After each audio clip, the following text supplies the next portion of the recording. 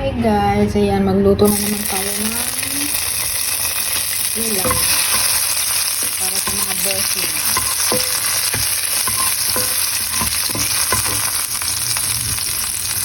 Lagyan natin ang bawang.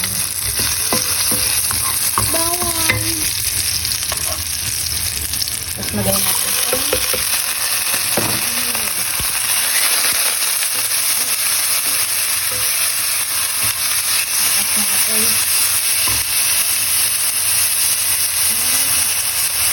Papalambutin muna natin yung gulay bago natin ilagay yung mga ibang ingredients. Lalagyan muna natin ng wine.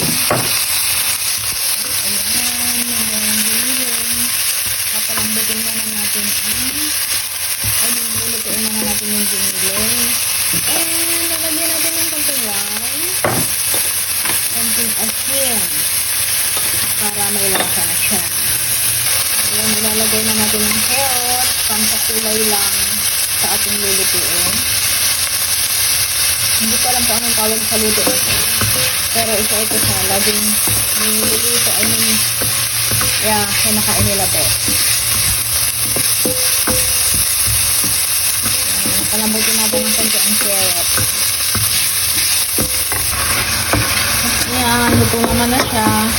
Ilalagay na natin itong Baguio Pechay. Alam niyo na siguro kung ano yung lulutuin ito, diba? Kapag nasa Taiwan kayo, alam niyo yan. Hindi ko lang anong tawag dito.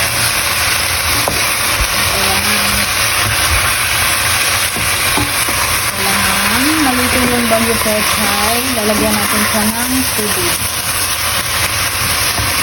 Ayan na siya, saka ko ito ilalagay.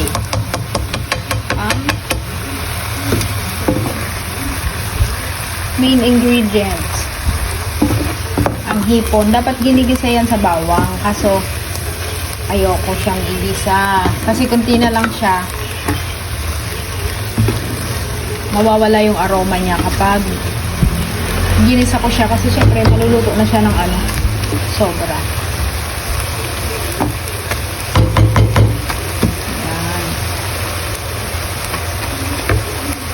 Lagyan natin ng konting asin. At syempre konting wine ulit.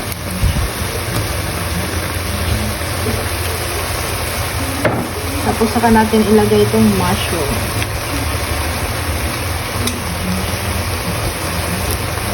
Bahala na kung anong kalabasan nito.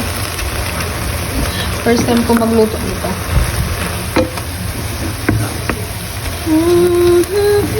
Wala ako sa mood mag-video, tapos mag-voice over. How many days na? Medyo tamad ako kasi napupuyat ako sa aking mga paninda. Marami kasing inquiries. Alam mo naman, nagtitinda tayo. Kailangan natin kumayod. Ayun. Kunti pang asin. Then, kunting wine. And luto na siya. Nakuha ko rin yung lasa. Diba? First time ko magluto nito. Sa magwa 1 year na ako ng June 20. Ngayon lang ako nakapagluto nito dito. Sarap. Yan na siya. Luto na siya. Ready to eat na. Ready na. I-serve. Diba? Ang bilis lang lutuin ng mga foods nila. Walang kaek-ekan. Walang cheche-boreche ba. Sarap.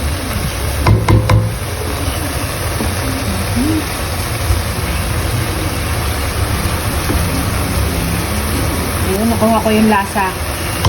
Ang problema is hindi ko alam, baka nasobrahan ko ng shrimp. Ano na siya? Pwede na siyang i-off. I-turn off na natin ang ating apoy. Talagay pala natin tong inuki mushroom kasi pinapalagay ni boss. Gusto niyang lagyan ng inuki mushroom.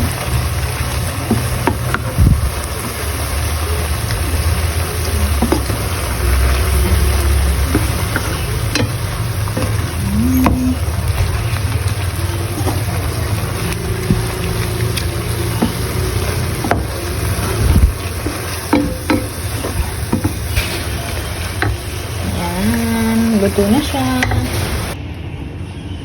At ayan na siya, luto na siya. So, ready to serve na. Ayan. Hindi ko lang talaga alam kung anong tawag niyan. Kung alam nyo, just comment below.